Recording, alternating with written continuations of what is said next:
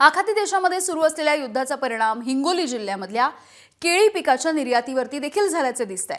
कळमनुरी आणि वसमत या तालुक्यामधील केळी ही मोठ्या प्रमाणावरती आखाती देशांमध्ये निर्यात केली जातात। परंतु सध्या युद्ध सुरू आहे, त्यामुळे ही निर्यात पूर्णपणे ठप्प झाली आहे। परिणामी व्यापारी शेतकऱ्यांची बाग खरेदी करायला तयार नाहीयेत। जे व्यापारी खरेदी करतायत ते कवडीमोल दामाने खरेदी करत असल्यामुळे शेतकऱ्यांचा उत्पादनाचा खर्च देखील निघत नाहीये। त्यामुळे डोंगरकडा इथले शेतकरी शंकर सोनटक्के या शेतकऱ्यानं त्याच्या शेतामधल्या 4 एकर क्षेत्रावरती असलेल्या केळीच्या बागेवरती कोयता चालवला।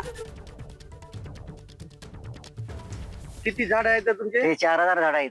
कशामुळे पाडले? भाव नसल्यामुळे, युद्ध चालू असल्यामुळे त्या झाडाला कोणी विचारणार नाही, त्याच्यामुळं पाडून टाकायलो आम्ही। काचा 3 लाख 2.5-3 लाख रुपये खर्च आहे पूर्ण।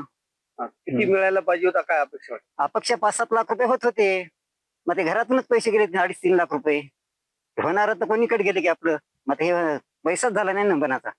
1 रुपयाचं सुद्धा झाड पाडलं नाही, जनावरांनाच चारली। काय मागणी आहे सरकारकडून? सरकारकडून अपेक्षा आहे काही ना काहीतरी द्यायला पाहिजे आम्हाला। एबीपी माझा, उघडा डोळे बघा नीट।